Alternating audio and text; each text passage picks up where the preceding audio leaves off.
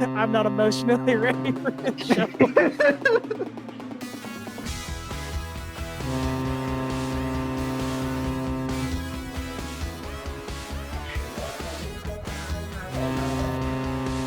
All right, in the history of Boston women's hockey, there have been 5 championships and 4 additional championship appearances, most recently with the Boston Fleet of the PWHL. Welcome to the Fleet. Welcome to the Armada.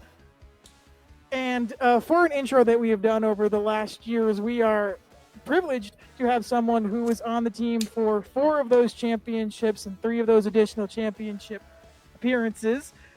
Ladies and gentlemen, the name synonymous that has been with Pride or Fleet Diehards for probably the extent of our run.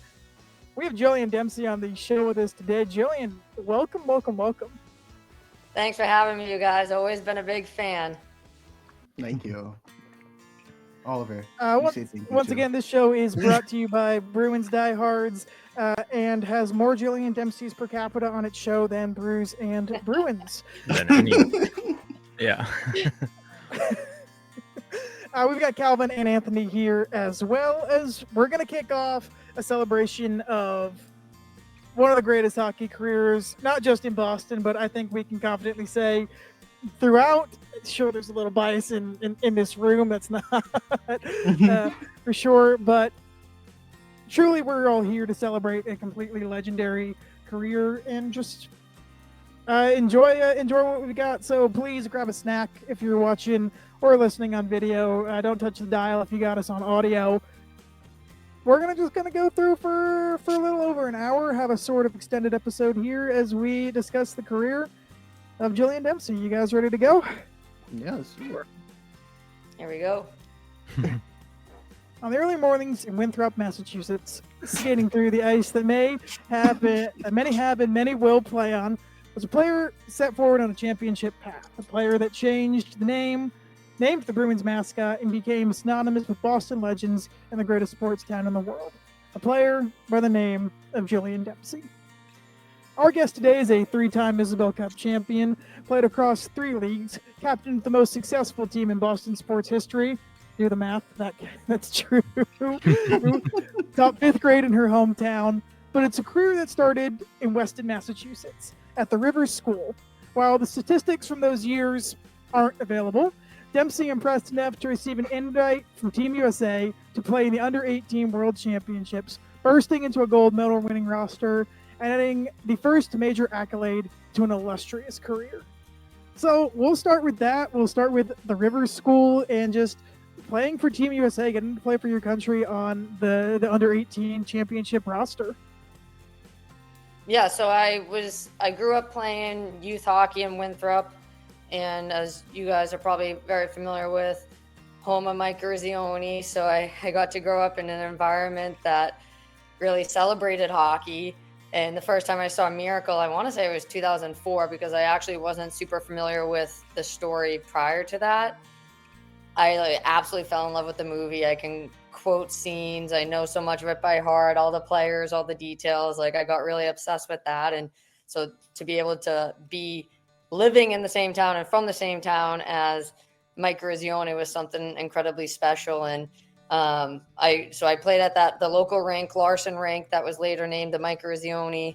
I think Mike Erzioni Center at Larson Rink is what they changed it to. But obviously kind of getting to grow up in that environment and playing Winthrop youth hockey and then playing for Assabet, which was out in Concord, Mass. That was where I was U12 through graduating high school. But going to Rivers was something that changed my life tremendously, both academically and athletically and down that hockey path for sure. Because at the time, I actually wasn't even really exploring prep schools and looking elsewhere. And the boys coach at Rivers had come and seen my brother play when he was looking at a different player that he wanted for the boys team. And so it was kind of cool that my brother caught his attention and he was interested in having my brother play. And so, of course, in those discussions, my dad shared that he had a daughter who played as well. And they said, well, we're actually just starting a girls program.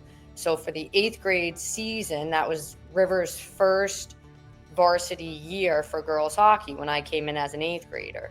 And obviously that was a bit of a challenge being the first varsity year, but I look at it as an incredible opportunity to come in and get to make an impact right away. Like, I was an 8th grader playing varsity, and I got to be going against some of like the best players in the New England area as an 8th grader. And that immediately elevated my game because I had to try to keep up with these phenomenal players. And being like, it was kind of like being a big fish in a little pond and just getting all kinds of opportunities to be on the ice and play so many minutes every single game at such a young age. And I think that was critical in my development as a player. And academically, Rivers was like, geez, that really changed everything for me. I mean, it was my dream to go to Harvard since 6th grade.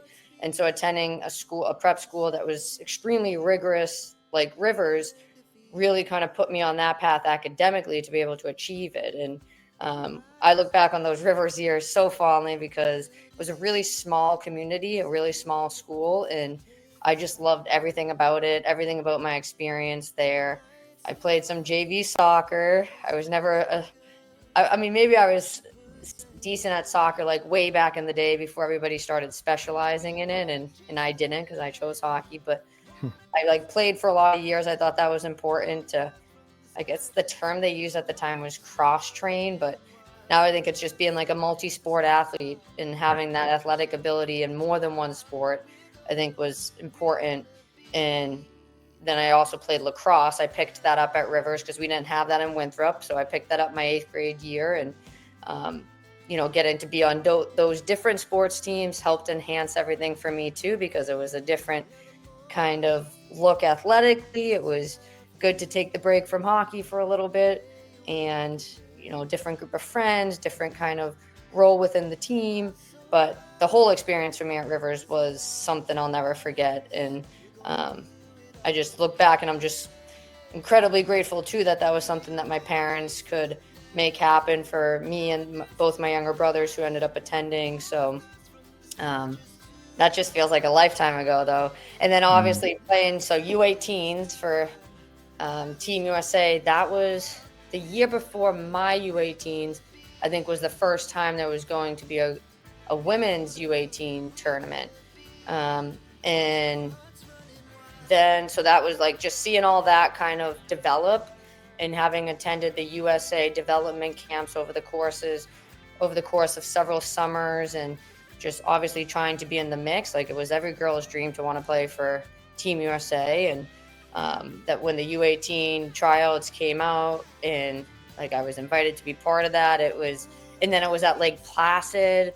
I just was like, that little kid in me just couldn't believe how awesome that whole experience was coming together. And Mark Johnson was the coach. I was like, this is crazy. It was like miracle happening on a later stage for me, and obviously not to that same extent, but it was just as a little kid who was in love with all that kind of miracle in Team USA and just eat, breathe, sleep hockey kind of personality. This was so many incredible things coming together for me on that stage. And for us to then be able to win the gold medal and standing there arm in arm singing the anthem, even though I'm a terrible singer, it was just like that.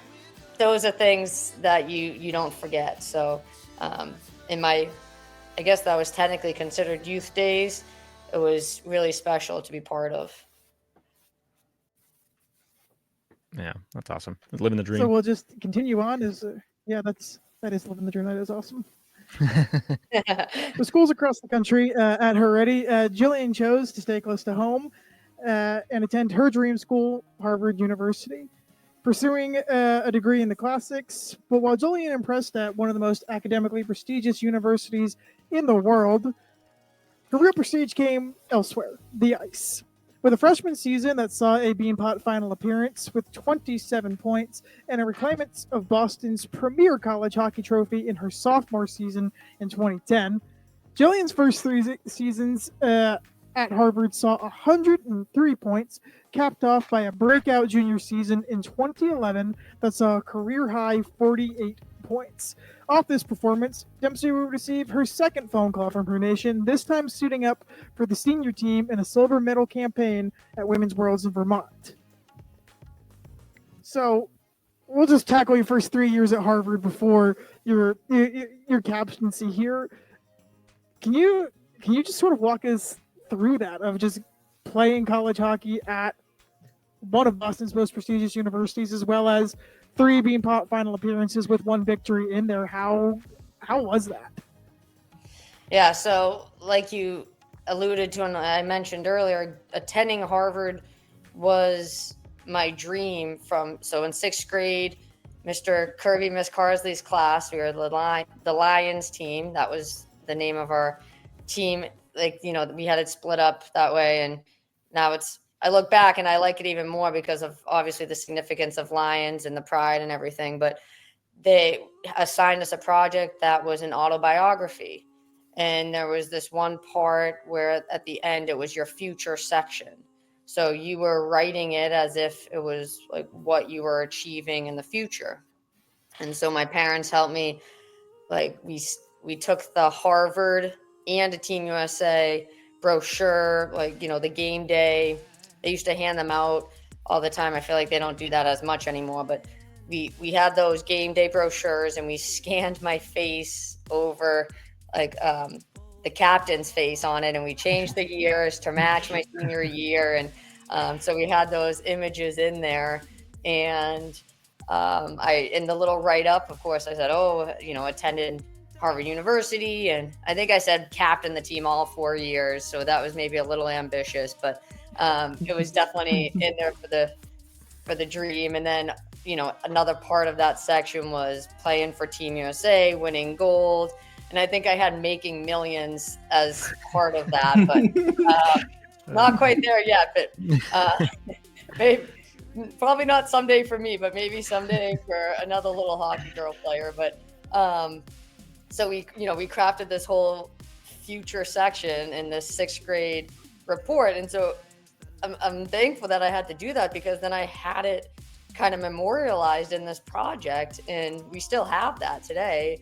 Well, we save everything. We have like all the school work from me and all my 3 siblings like in the house. So it's always an experience looking back on that. But it was something that I really wanted since 6th grade. And so then when that opportunity came, I attended they had a little clinic. I want to say it was my sophomore year of high school, where it was just like, the Crimson Clinic, you come and you did like 2 days of skating and then some off ice. And it really wasn't even for prospects. It was just like a locals clinic. And of course I went and I was so motivated and so eager, and I wanted to prove myself because I was like, this is where I want to come. And Angela Ruggiero was one of the coaches, Caitlin Cahow. And so I really remember that weekend vividly. And that it was at that time that I said, like, this is where I want to attend. Like, what do I need to do? And it was pretty much just maintain excellent grades in school and keep playing the way you've been playing.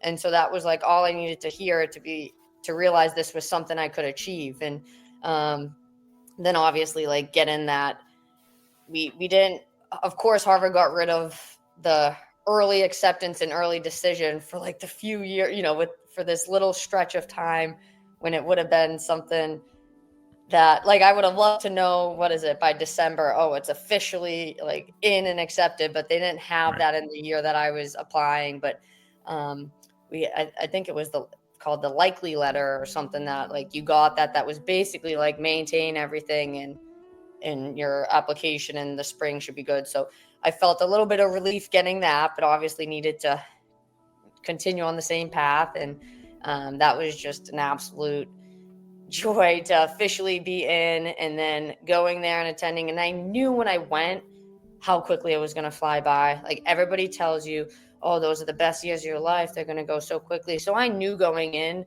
one, like I'm about to be living this dream that I've had forever. So that's just, it's all going to kind of hit me at once, and then it's probably going to like soak in like later than I want. So I went in with this mindset of, okay, I need to really make sure I'm like appreciating this every single day, because I know it's going to zip by, and I want to get everything I possibly can out of the experience, and like just really soak in every moment. And even with that mindset, I feel like I blinked and those 4 years were gone. And I was a little envious of players who got like a 5th year or whatever, even though they had the COVID disruptions, which I hated seeing kids have to lose a year because of the COVID. But when the girls were getting an extra year, I was kind of like, wow, that's incredible you get that extra year of college, because there's nothing like college hockey. It was like such a special time. And like those really were some of the best years. And so we won a Beanpot my freshman year.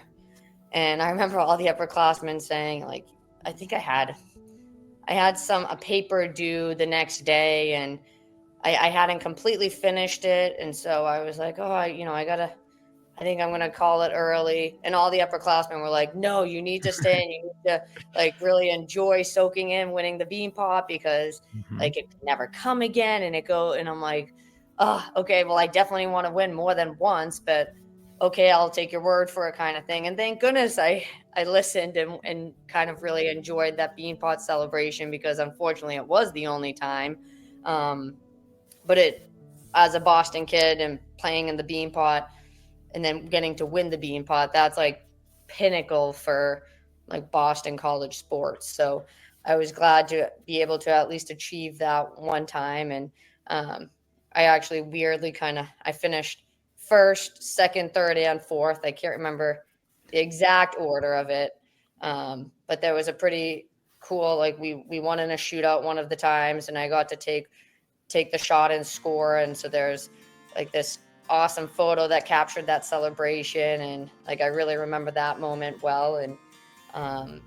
And all my years at Harvard, we did pretty well in the ECAC, and we were solid NCAA wise, but obviously never got that ultimate NCAA championship. But we had some really good runs, and in those, I want to say probably my sophomore year was our toughest year, like standings wise. But I think that was a big turnaround year for me, where I kind of developed more confidence and kind of was able to step into a more like offensive role, and like the team was looking to me to be able to contribute and make an impact more offensively. So that was something for me where I really gained that next level and felt like even more determined and motivated going into my junior year. And we really thought, I was very confident that we had what it took to,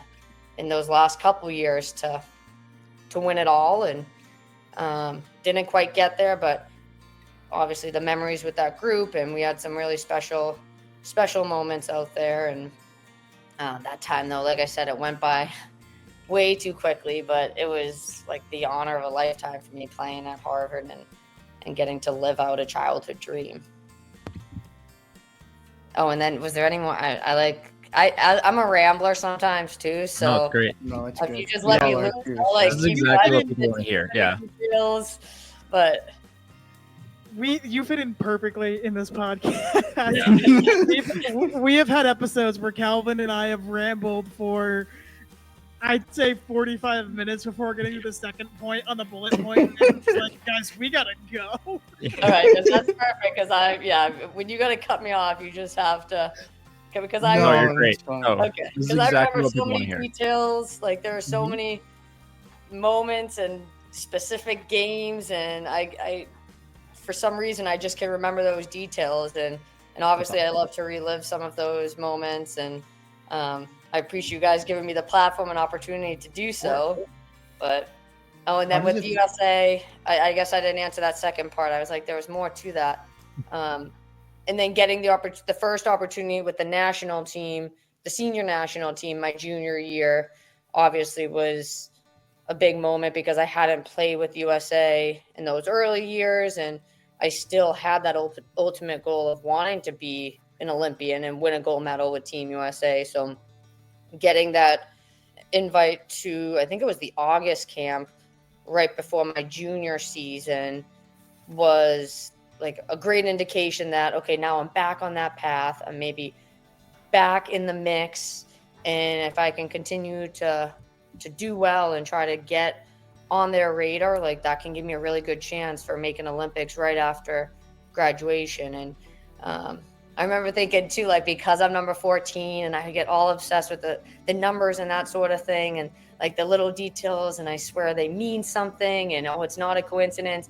I was really like, oh, 2014 Olympics, like that has to be something. And it wasn't quite that way, but I remember like going into those years, I had that on my mind, and I was like, "This is some kind of destiny that this is like in the works for me." But and we at that Worlds, I think we beat Canada like 9-1 in something like that in the like round robin. But then we obviously ended up losing in overtime in the final. But that was the first time that I believe that I played in a building that was at that capacity. Like at UVM, it was like mobbed, and the USA chants and the flags, and I had never played in front of that kind of crowd and that kind of electric environment. And so that was something really special about that year too, and that experience of getting to play in the Worlds and be on that stage and really feel what that Team USA, Team Canada rivalry was, and just to kind of have that fan support behind us. That was something that was special from that. Oh, that's awesome. That's so cool. Sorry. I got a little bit of goosebumps there, and so that was awesome. So Dempsey was named captain of Harvard's hockey team in 2012-13, where on top of getting a master's degree, yes, master's degree at Harvard, she racked up my master's was BU.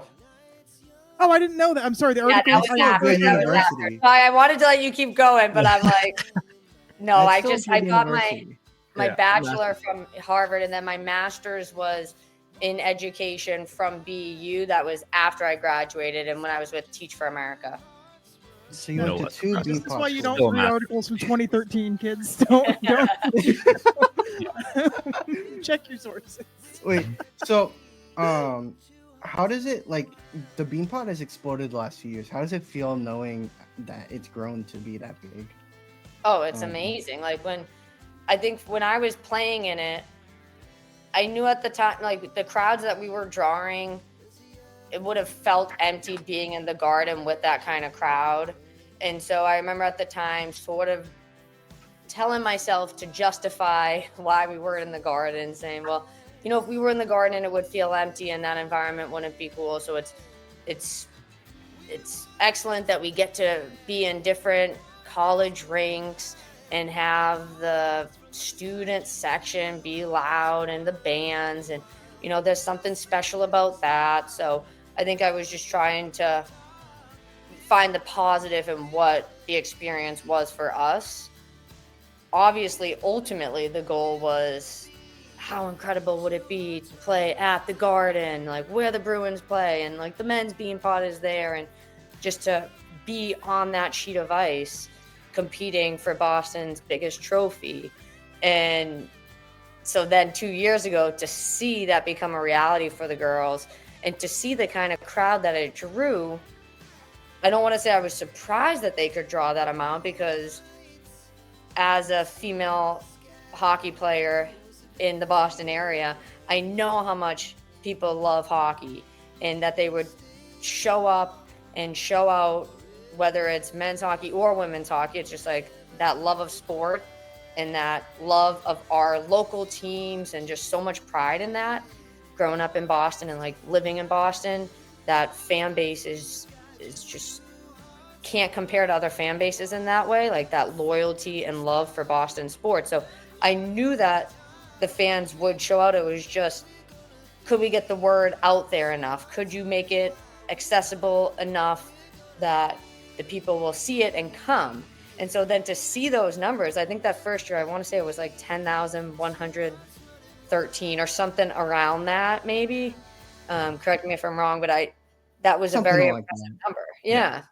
And I'm like, oh my gosh, if this is the crowd that they can draw, like, you know, and it's not like they have to draw this every single game. It's like, if we can get this kind of turnout for two Tuesdays in February, then like, that's incredible. And the players deserve this. And then last year to see that be broken, I want to say they reached like 13,000, and I had the opportunity to be like up in the Yeah, I was there. It was so fun. yeah, where Jack Edwards, like, where you're way up the eyes in the sky, Mhm. and getting to kind of commentate a little bit and reflect on my experience, and just thinking, wow, look at this crowd that's here, and like everybody who turned out for this game. And so I think, as somebody who played in it before it was in the Garden, and then getting to see it in the Garden, like, it just really makes my heart full for those girls, and that now that's something that they can like enjoy, having that stage and being able to show their skill set and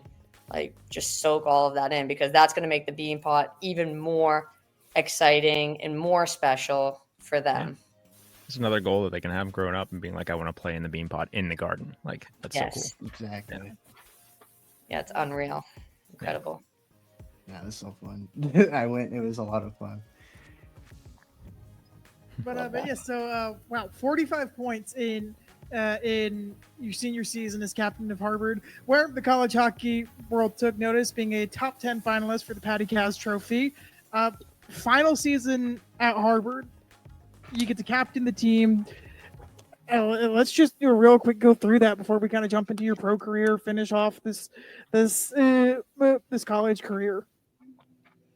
Yeah, once again, like I had said, it flew by. So when it was my senior season, I was the type that would say, "Oh my gosh, this is my last Monday of like December of being a Harvard player," and then people would be like, "Demps, you really got to reel it in, like enough of that," But I was that type that I was like, "No, it's slipping away. Like, you must keep soaking everything in." And at that point, obviously, we still had not achieved the ultimate goal of winning a national championship. So it was like, this is it. Like, this is the season we do it. We have what it takes. We have the team. Like, we can really pull this together and do it. And,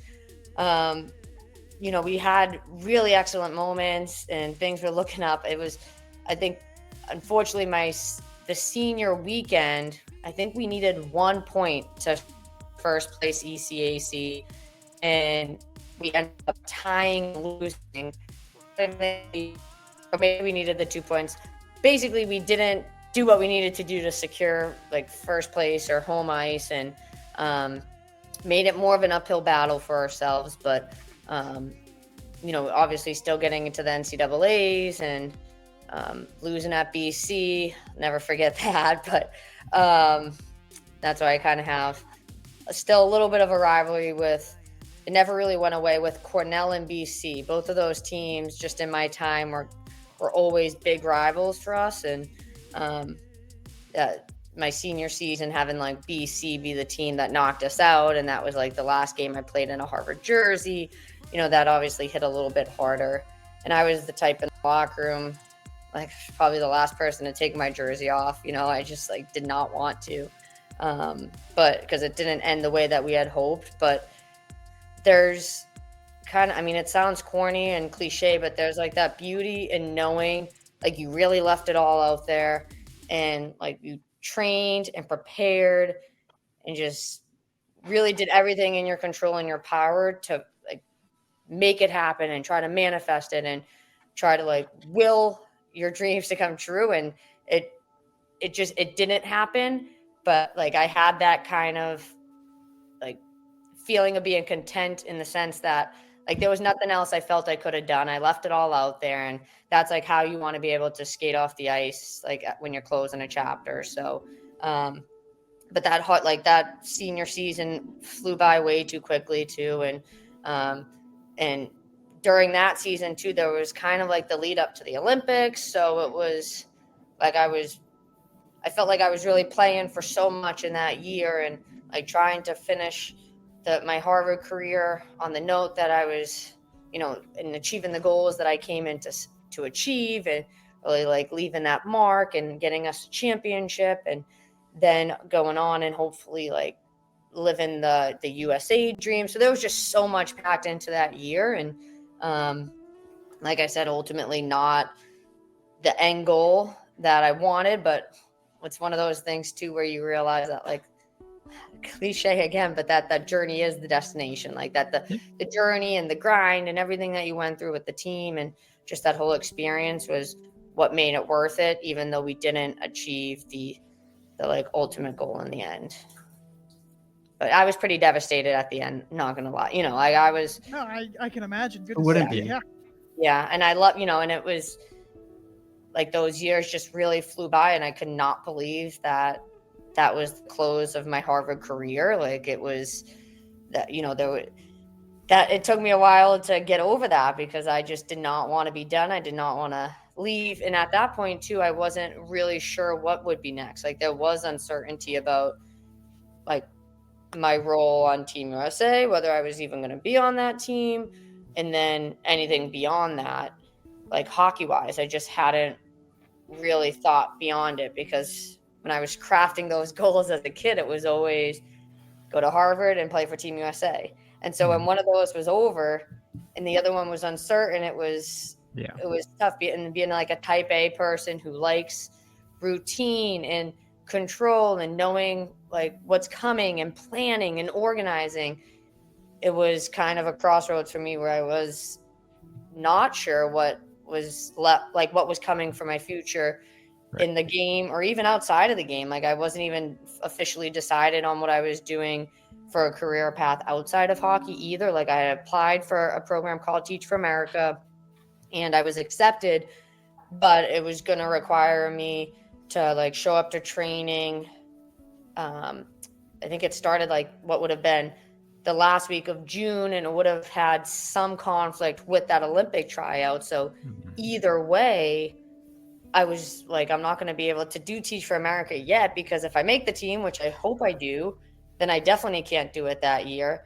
But if I don't make the team, I'm going to be late to the training and like at the lowest point of my life, having lost that dream, and then just be thrown right into teaching. So I ended up putting in to defer, and they approved that, which was great. So then I had that whole year to kind of continue with the hockey dream and look to teaching beyond that. But there was a lot of uncertainty. And for somebody like me, I don't welcome the unknown. No, that's true. That's a perfect segue because the next point is, as her college hockey career came to a close, Dempsey was faced with a choice that many women's hockey players at the time were: hang them up or find a way to keep playing.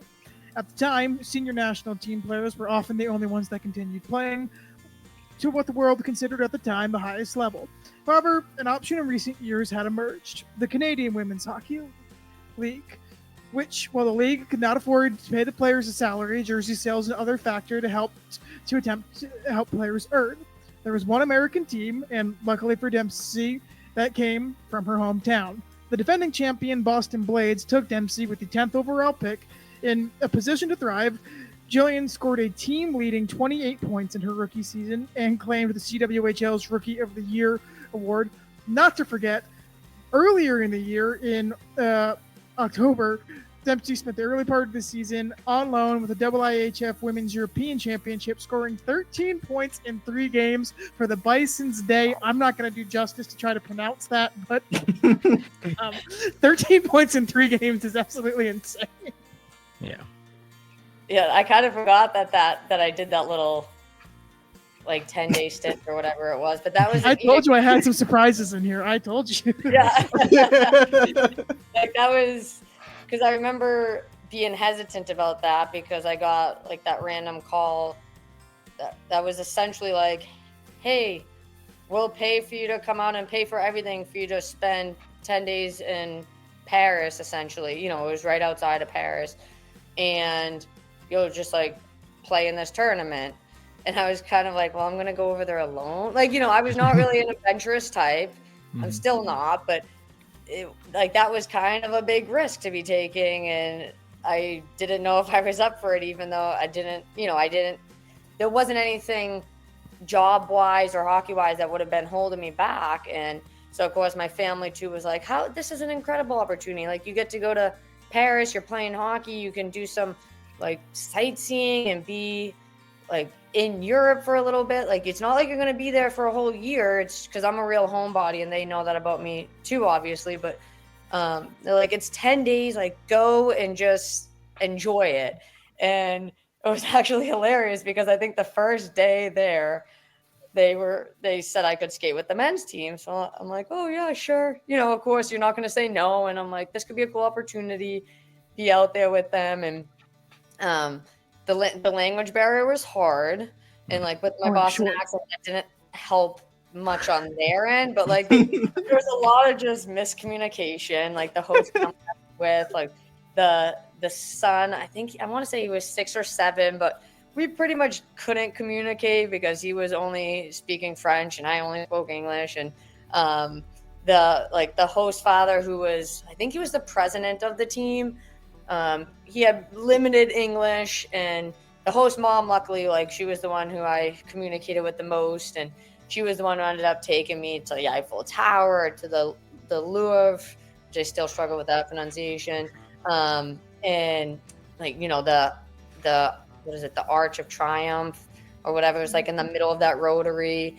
And so like I just got to see all these incredible things, and she was the one who took me on that. But for that practice with the guys, the coach, it was like this big burly ball guy, and he was Canadian. So he came up, he's talking to me, and he's like, just so you know, they were terrible this weekend's game. So today it's going to be a bag skate.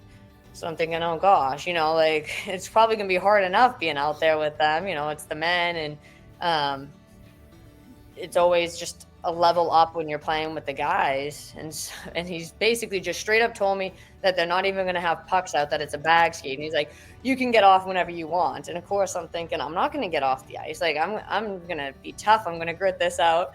At one point, we're doing that thing where you're just your arms and your legs are dragging. You're doing just your arms on your stick, like the length of the ice and back. And that was probably the hardest skate I've ever had. Like that was, in most of my time, I've never been straight up bag skated, like maybe twice in my whole career. And even then we had pucks. So there was some hidden conditioning built in, like one of those best friend back check drills or whatever, where you're really getting bagged, but they're hiding it. But this one was like the most outright, like only skating that I've ever had in my whole life.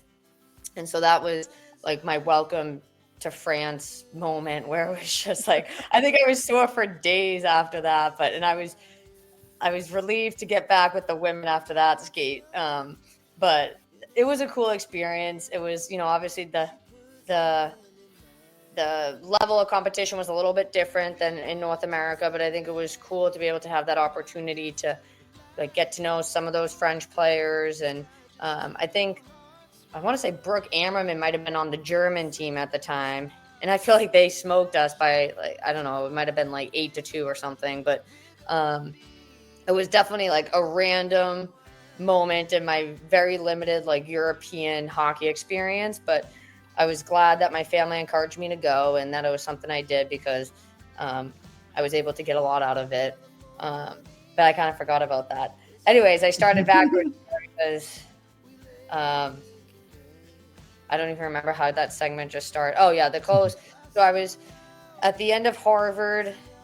I was probably like, that was one of the more devastating times, just wrapping up a dream and knowing that that was it. And like, no matter what else you could do, like you can't go back and have more of that. So that was hard to swallow to begin with. But then I was trying to kind of turn the page and look forward to really making a mark with USA and doing whatever it took to get on that team, like whatever role I got to play, got to get on that team, do whatever it takes. And then being cut from that team was like the second big blow, very devastating. There's a few moments over the course of my career that like really stick with you. Obviously you remember like the highs and the wins and the championships, but some of those moments where it's like you've been as low as you could be that you can remember really stick with you too. And one of those was being cut from the Isobel U14 team. And that was one of those crossroads moments where like, do you find a way to really like stick with it and push through and make the team the next year and do whatever it takes, or take a different path, like change programs and go somewhere where you're going to make the team automatic, And so like that moment, choosing to stay with Isobel, and then kind of, not that it was a revenge tour, but really having that mentality of like the chip on the shoulder I think that was when that first started for me. And then it just kind of became like who I am as a player. Like, even if people didn't doubt me or whatever, I still just had that chip on my shoulder and that like prove people wrong mentality, like as far back as that U14 year. And then this was another one of those moments that, you just never forget, like that visceral, I guess, like pain of being cut from a team that, one, you gave everything to try to make, and two, that it was just another dream that, I had just lived and achieved one of my lifelong dreams, and that was the best of everything. And then I just didn't get one of my dreams. So I kind of had that weird experience of being able to know what it's like to do both, to achieve and then not to achieve. And that was like a really difficult time for me, just kind of grappling with that. And like, I'll never forget sitting in that massive room and they started just reading the list of names, and they said, Decker, and then it like should have, I hoped it was going to be Dempsey, but then it like went right to Duggan. And it was like then having to just sit there in that moment, and especially being a D in the alphabet and just sit through like the rest of that roster being read aloud and just like trying to keep it together and not fall apart in this room full of people, even though you just like lost the dream that you have been working your whole life towards. And so that was like a really, really devastating time for me, like especially coming right after the end of Harvard. So heading into that year after college was just a weird time for me. And I was fortunate that, like you said, the Boston Blades existed. And like, I wasn't even sure if I was going to keep playing at that point. Like, I just didn't know what was next, but I'm glad that I did, because obviously it gave me all these additional years, and some of which were like my most fond memories of playing that I would have never had if I just, hung up the skates then. So like having the CWHL, and even though it wasn't like I wasn't getting a salary, and we were like crazy bus rides and late hours and like weird game times, like it wasn't even about the salary. It was like, okay, I get this opportunity to continue playing, and I'm going to take that and I'm going to enjoy that and make the most of it, because you don't know how many years you get. And like to be still competing at this level and to be competing against like the best players in the world on Team Canada, Team USA, like that's something that, like, how can you pass that up? And I wasn't ready. I loved the game. I loved the sport. I wanted to keep playing. I had more in me. And so when I look back, I'm like, I appreciate the CWHL for being an opportunity for me to keep playing, because if that wasn't there, that probably would have been the end of my hockey career. And then it was wonderful that I could balance teaching and playing, and that the schedules allowed that. But that was like having that Boston Blades season right after like being cut from the Olympics and the end of Harvard. Like it was coming off like the destruction of my dreams, I guess, and having that season to kind of not re-fall in love with the game, but like find something else in the game, and kind of having to form new goals and new dreams in the hockey world was that Boston Blades season for me was that. Yeah, you managed to hit every point that I'm going to hit next, because the next thing is not to be undone. During this time, Dempsey was paying her bills in her second career, making an impact on the doctors, businesswomen, and hockey players of the future. As a fifth grade teacher in her hometown, Jillian balanced professional hockey and professional teaching. Yeah, and so I got, sorry, I didn't know if there was more. No, that was it. That was the point. I made a quick point on that one. So I was in the program called Teach for America, and I followed in my sister's footsteps, because she had done that program as well, and she was placed in Revere, which is a town close by to Winthrop, and she was teaching middle school science, and she was at Harvard before me, and like when I was a freshman, she was a senior, and even though she was not an athlete, and I mean she enjoyed watching sports, but I was always the athletic, sporty sister, and she was more of like the girly girl sister, and like she's brilliant and just like my sister is the best. I really like tried to follow in her footsteps. Like she set the path and always set the bar high and had, you know, like her work ethic, everything about her, like I kind of wanted to follow in her path. And so when she got into teaching and I wasn't really sure at the end of college, I thought, okay, well, I love school. I've always been one of those kids who love school, and I enjoy working with kids. So maybe I could get into teaching. That could be something I might enjoy.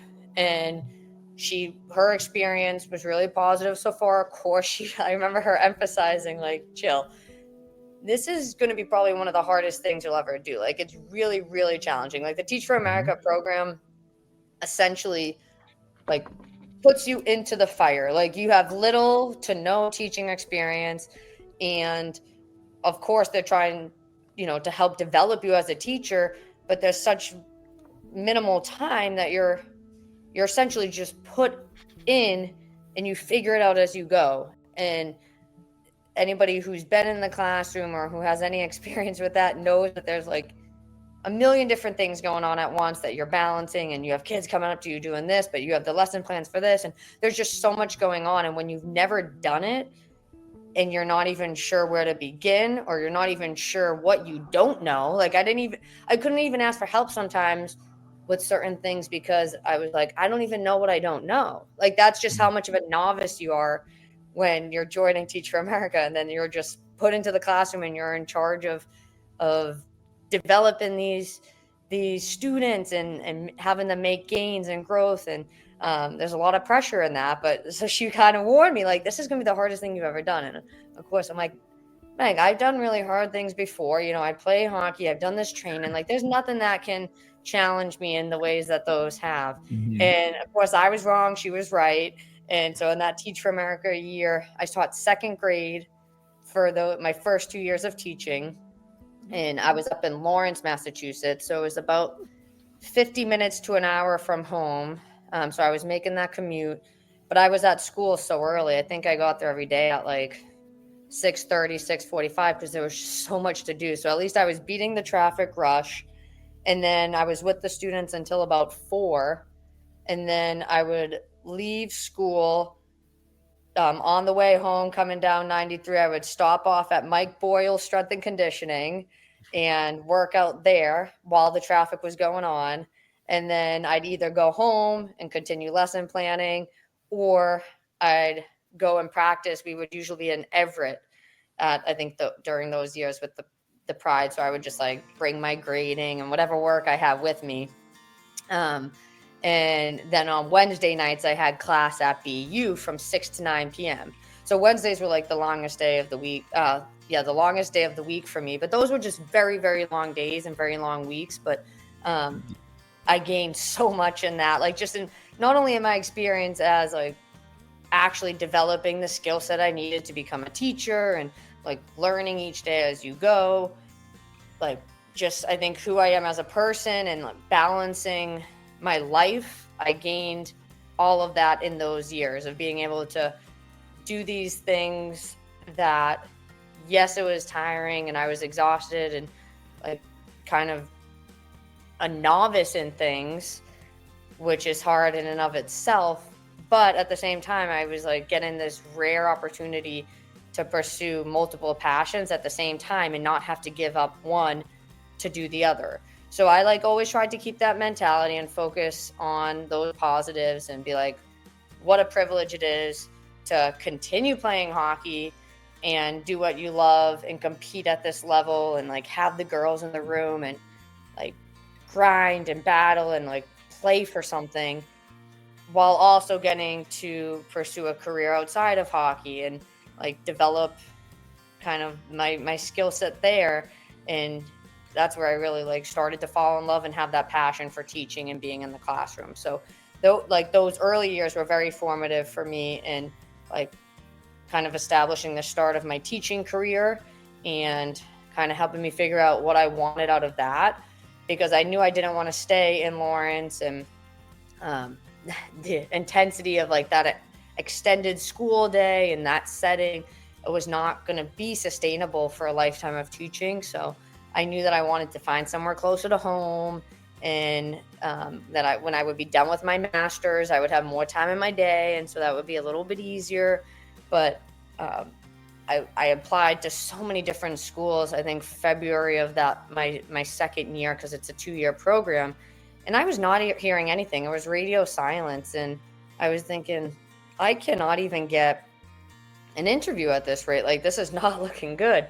And literally, like, June of that year, there's a teacher site called School Spring. My sister and my mom would be checking for me during the school day as well, because I was bogged down with teaching. And so my sister would check during her lunch and whatever. And they noticed an opening in my hometown of Winthrop for 5th grade. And initially I was like, oh, I don't want 5th grade. Like, I want 2nd grade. I've loved my little 2nd graders. But my sister said all the teachers she had interacted with and who she knew who taught 5th grade absolutely love 5th grade. She's like, go for it. And, you know, if you decide you want 2nd grade, then you can go back to 2nd grade. And so I was like, okay, yeah, I guess you're right, you know.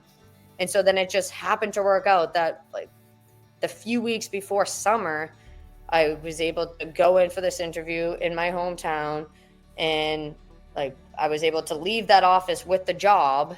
And I just felt like so much relief knowing that, okay, like my teaching town where everything started, nice short commute, just looking forward to getting that opportunity. And then it worked out because I love, and that's the grade level I want to be in for the duration of my teaching career. At least that's how I feel right now, but like it's the perfect age group. So it was kind of funny how things fell into place for that, and that for months I was trying to like find an opportunity at another school, and nothing was working. And it was almost like, I guess, fated that the opportunity came in Winthrop. And I absolutely love my school that I'm at and our community. And there is something so special about being back like where you started. I never thought I would be, but I am. And like, I just feel like it helped me connect and relate to my students even more, to be like, I was like literally having, like doing the same things you're doing in this town, and like the experiences that you're having, and like this is what is possible if you want it to be, you know. As a side note, my mom's been a teacher for 35 years, my sister for the last 5, but we were watching all we'll talk about the 21 bubble season, but my mom's not a big sports watcher, but I was watching the bubble. I think it was at Warriors. I think it was the final, but they mentioned that you were still teaching while going through that season, and my mother looks at me and goes, she's teaching and doing this. And I'm like, yeah, mom, she's doing that. My mother's like, I could never do that and go and do this whole. Oh, good for her. Mm-hmm. Yeah, oh wow, I didn't know you had teachers in the family.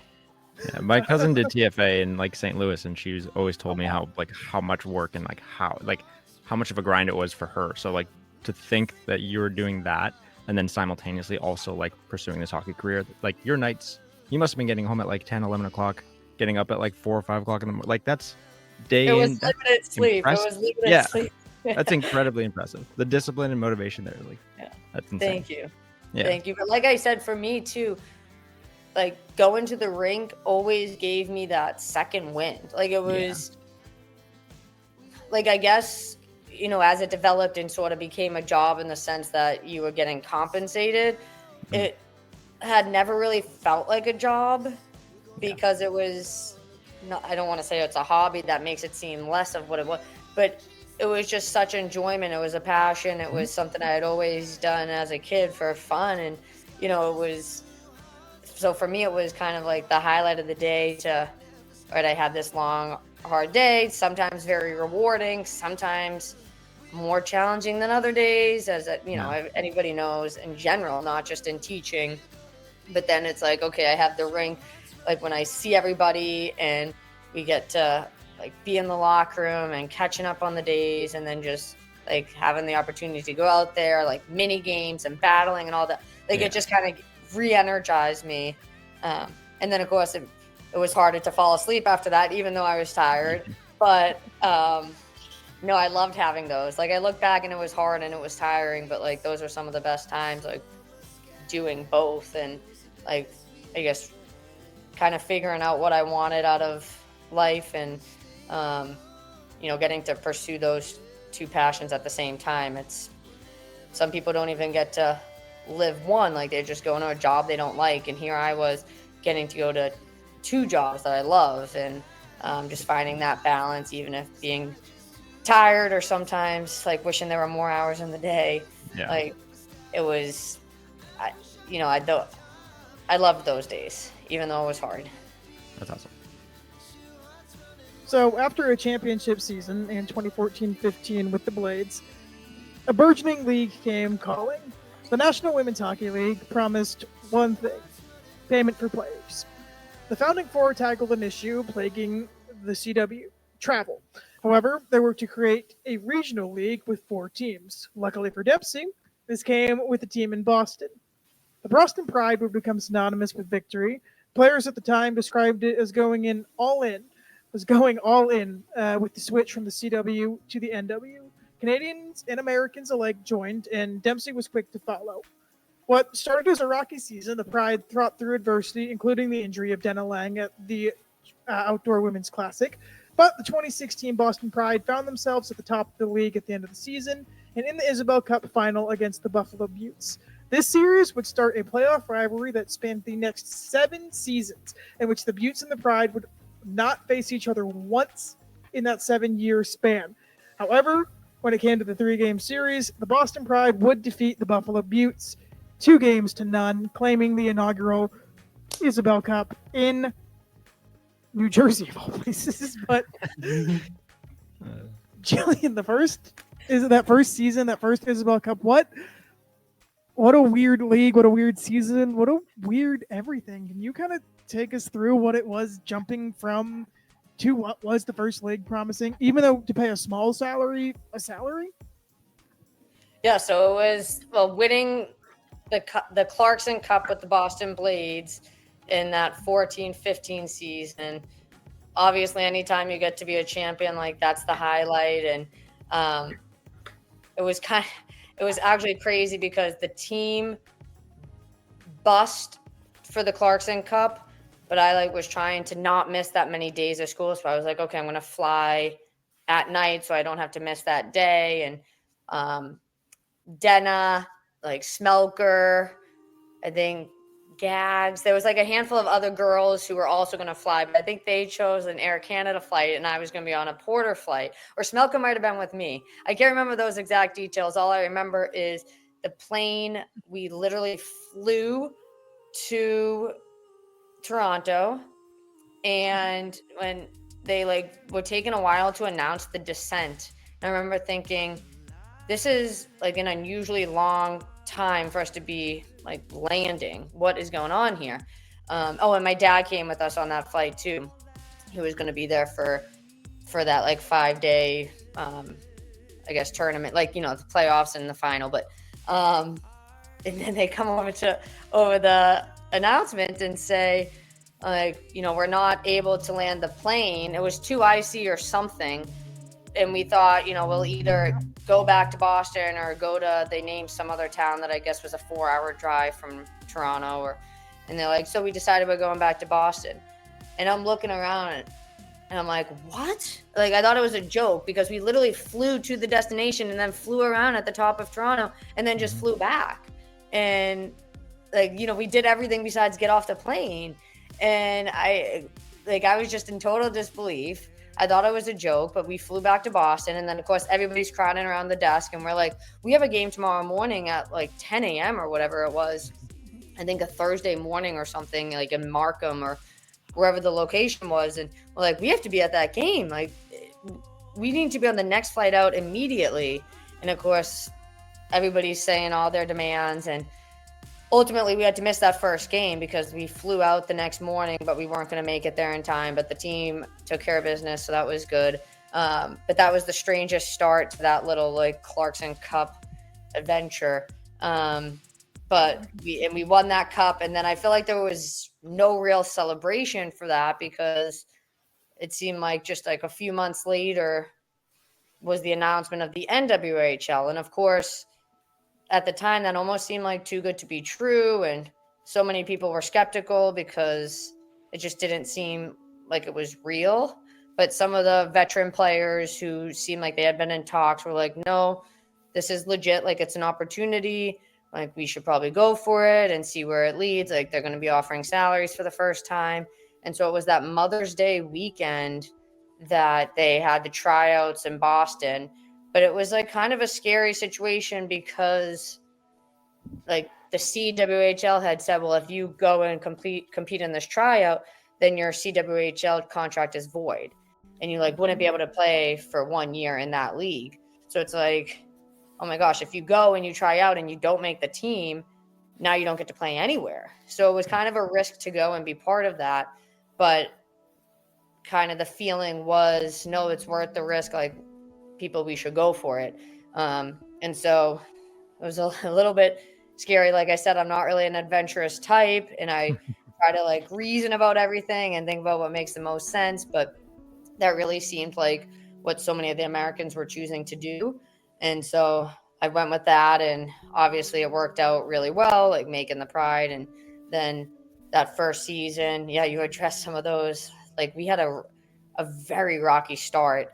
And if you looked at our roster, it was perplexing. Like, we should not have been struggling the way that we were. But as all of us here know, like the team you have on paper, and sometimes like the most skilled team you have isn't always what it takes to win. You know, like some of the teams that have won championships that I've been on have not necessarily been our most skilled like teams.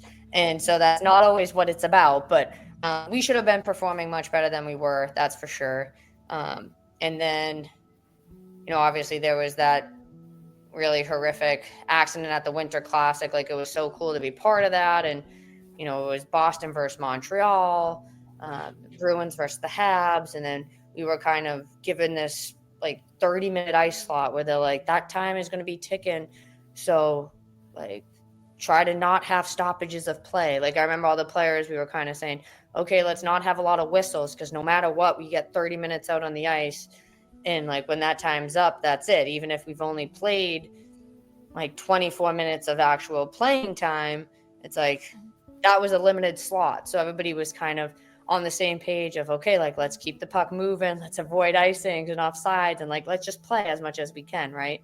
And then obviously it had like the Dennis accident that was like really, you know, difficult, and there was so much hope right after it, and that it was temporary and everything. But I think Denna, like the person she is and the inspiration she is to everybody, and just like her resilience and her toughness and just like her positive outlook on things, like it's almost like for us in that season, everything shifted to like wanting to accomplish this for Denna and like getting the opportunity to play when Denna isn't, and like trying to just make the most of that. And like everything just felt for Denna. So we had this mission, and like this person who we loved, who was our like excellent teammate, like top-notch person, and like just everything was for Denna. And so I think that really turned things around for the team in the sense that like she was the main motivation for why we played. And then we obviously went on like an awesome run, and were able to get that first Isobel Cup. And like, I remember we bust like first thing. I think that was the time change when we lost an hour, I want to say. Maybe, I don't know. That sounds, I might be wrong, but I'm pretty sure like we went to bed at whatever crazy late hour it was, but then we lost an hour because it was spring forward. And so I'm like, out of all time to need an extra hour of sleep, and we lost an hour, but we like literally bust. Like, I remember going and seeing Denna at the rehab center she was at, and like we brought the trophy over to her, and that was just like the ideal moment, is getting to share in that with her. And you know, like when I think back on that season, it's like moments like that stick out the most, and like really just being able to share in that with her. Especially like Denna and I have been close friends since we were U12s, like, and we're still close friends to this day. Like she was my center, and I was on her wing for pretty much every season at Isobel. except for maybe one when we weren't on the same team. And then we played against each other. She was Princeton, I was Harvard. We're both number 14, but like we like so much of our hockey careers were connected, and like she was a very dear friend to me, and like so that was even harder to like see that happen with her. But she's incredible, and so that season was all about Denna, and I loved like being able to share that with her. And then later I got the cool opportunity of like playing with both her sisters, Brianna and then Lexi, on the Pride, and so that was like pretty neat for me because I was coached by their dad Dennis for all those Aspet years, and then getting to play with each daughter and kind of have some special moments on the ice with them. Was it weird playing at Harvard that first year? We think of Warrior as the home of the Pride, but Harvard was the first season home. I remember that vividly. Was that weird? That was awesome. I, of course, was biased, and I loved it. And I guess other people sometimes are like, meh. But I loved it. And we also had that awesome Jumbotron. And so it was cool to have, like, the video screen up. And, I mean, I've always obviously loved the Bright Landry Center. And I really think, like, that sheet of ice, call me crazy, and I know I'm partial to it, but it's, like, one of the best rinks to play in. And I always loved, too, how, like, the ice sheet is the biggest part of it. Like, when you walk into that building, there's nowhere else that you're going to be looking except right at the ice.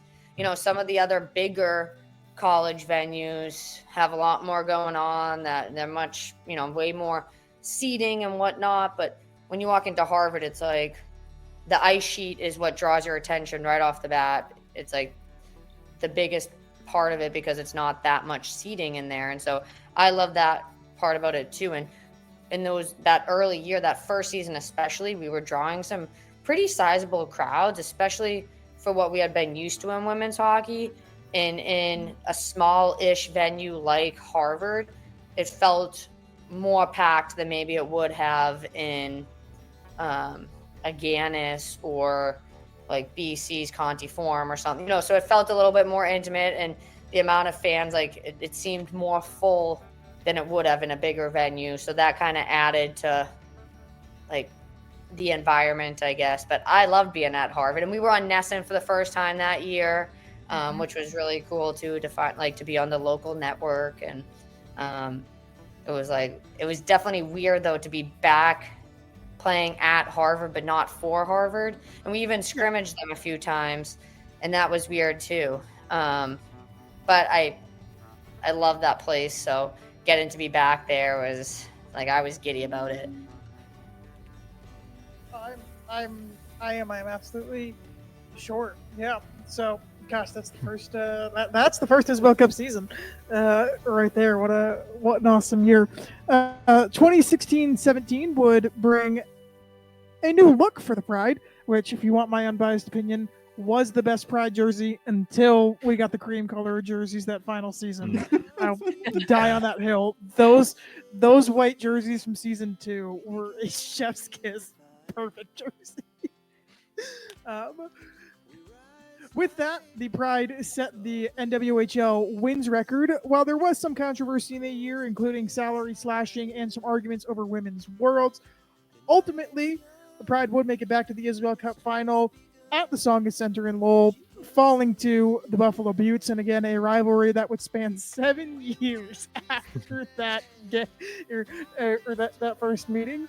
Joe, that second season doesn't get talked about as much. It was the move to Warrior. It was the change to the white jerseys because the NW retired every Founding Four jersey. And so it was the change to the white jersey.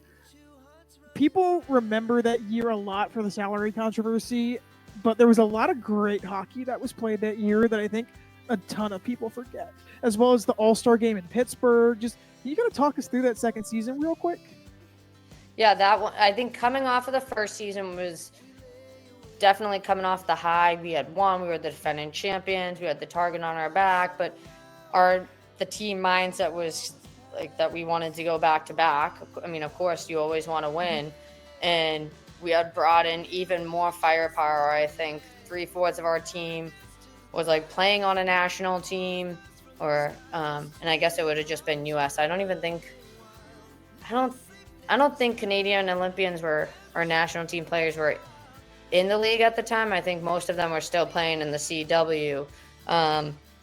But so we like 3/4 of our team was like playing with Team USA, and so like on paper and beyond, like we were definitely the favorite, and we should have probably gone and had a perfect season that year. And but as we know in sports, that's never the case. What should happen or shouldn't, it's like way more beyond that and way more heart and who wants it more. And like there's just so many factors, as you know, that it doesn't matter how skilled you are. It just matters each day what you do. And that was a bizarre season because there was, when they announced that the salaries were being cut, and there was like this crossroads where we were like almost going to stop playing. Like people were obviously very upset, understandably so, about the salary cuts. But it was weird too, because it wasn't like what you typically see in MLB or NFL, where it's like the owners not wanting to pay or holding out. It was more of just, I don't know the business side of things. I've never been really savvy with that stuff. Like I'm not experienced with that, but it was more of just that, like the numbers were wrong and the league like wasn't going to make it through the season while still paying out those amounts that they agreed to. So of course it was not really so much like owners' greed trying to withhold money from the players. It was more of just like they miscalculated or whatever happened that we wouldn't make it through the season at that rate. And Right. so there was like, I just remember we had this big meeting in the locker room and it was like, okay, are we going to go to Buffalo and play this game or are we not? And it was seeming like we weren't going to go. But then it was like, well, if we don't go and play that game, like what happens next? Like, what do we do for hockey? Where do we play? And there was just so much with that would have been left up in the air. And I remember kind of saying and thinking, like, we have to play this game because, like, if we don't, the season's over right here. And, like, we don't know what happens next. And, like, there might not be a place for all of us to play. And it worked out that we went and we did that game and we finished the season. And, you know, I think at that point there were a lot of, like, tensions maybe with management / admin side. And I think that probably made it tougher on the league with the relationship it had with the players. And, you know, that took years after and changes in different rules to kind of reestablish that trust, if you will, or that like relationship between players and management. And, but it was like definitely a weird season. And then, and it's funny you say you love that white jersey, because I remember that white jersey for some reason fitting like a crop top or something. Like it like hugged so much in the middle. And it like, every time I've seen a picture and then I'm like, why was that such like a snug jersey? So I like, I think because of the way it fit, it was not like my favorite one. I 100% agree with the cream one. The cream one was the absolute best, and it was just so short-lived. And I think it ended on a terrible loss too. But that was by far like the best jersey. And but the white one, I just remember it being so snug. But yeah, then we go on to, you know, we had this incredible season, and then we get to the 1-game final, and it's like, I always love a Cinderella story. I love an underdog story, except for when you're not the underdog or you're not. I can't tell what happens to you. You know, like I normally love that and would say, like, you know, those are the movies you enjoy watching. You love to see kind of David take down Goliath, all that, but not when you're the team that's the favorite. Right. And it was, I don't know, it was such a strange game because I think one of the early goals that they scored might have been like a fluke, like they shot it. They were on the other side of the blue line. And then like I remember Bowie had this breakaway where she just drove wide and then cut in and scored. And she was on our team for the 2 years or the one season prior to that. And it was, I don't know, everything just kind of was collapsing on itself. And we were putting everything on net. and McLaughlin like just stood on her head. I think she had like 63 saves or something crazy, and you had like players like Decker, who Decker can score at will, and it just was not going in. And so then we made that push late in the game, but it just wasn't enough, and that was just like a really empty feeling because I think everybody was so confident coming in, and like maybe not fully focused on that game and just like making sure that we were doing the things that made us successful. And I feel like that was a textbook example of how like heart wins out, and whoever wants it more in that moment, and all it takes is one game. And so kudos to the Buttes for that. Like they fought hard to earn that. And that was definitely a tough loss that I guess you don't ever get over. But there definitely were some great games that season. And I remember we were laughing too, like Duggan was on Buffalo the first year and then us on the second year. So we were all kind of like, Duggan's like cursing the final, like she was like, okay, you guys, I was on Buffalo and I lost, and now I'm on you and I lost. So, but yeah, that was a tough one to swallow. But that's sports. That's an example of how it goes. Mm-hmm. Yep. The third season for the Boston Pride would see the introduction of not only the black jersey, but the logo that we would come to know be most synonymous with the team, as the lioness was introduced as opposed to the claw mark as the primary logo for the Pride. On top of that, Olympians were competing and practicing for that year in the Olympics, seeing a good amount of turnaround and roster changes, which also would allow Jillian Dempsey to change her number back to 14 for the first time in a Boston Pride jersey. However, this was also be the first season without Coach Bobby J at the helm of the Boston Pride, and what many considered to be an unsuccessful season for the Pride.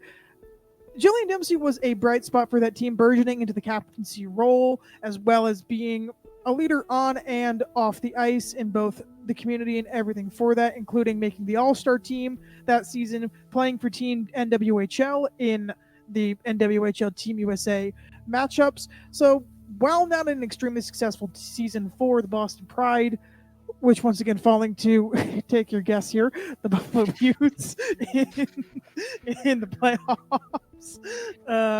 would be a successful season for Dempsey, setting up a captaincy that would last for the rest of the Pride's legacy. This is a weird year. When it comes down to it, this is a weird year in both your history and the Pride's history. Can you walk us through this? Yeah, there were so many changes.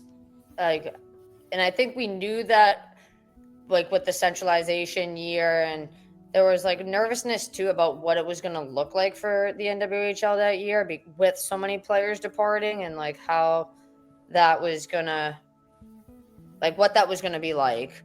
And I think, I've been fortunate to play on so many winning teams like throughout my entire career, and that might have been one of the first times, or definitely one of the first times in a while, where I had a losing record. And it was just like a straight, when you go from winning and experiencing like that high expectation, and that being the bar that you set, and that's just like what you demand of yourself and your teammates and your team, and then what like the city or the hockey community demands of you, when you go from that to then like struggling to pull out wins, or like losing weekend after weekend after weekend, like that, it definitely tests you in certain ways. And it was a frustrating season in that sense that, like, we knew we didn't have the most skilled team, but we didn't need the most skilled team to win and to be successful. Like, I've seen that so many times. We saw it the year before that, like, it doesn't, like, that's not the only indicator of success. So we like really tried to live with that and be like, okay, you guys, like, we can be the underdogs here and we can upset this team. And I remember when we went out to Buffalo, and was that the year? That was the year that they had like Zabados and Ned, and like, was that? That was the year before. It was the year after, which we'll get to. I just remember placing third, so we were in last for the longest time of that season, and then we turned it around. I don't remember why, I don't remember how, but then we turned it around. Like towards the end of that season, things started to go good.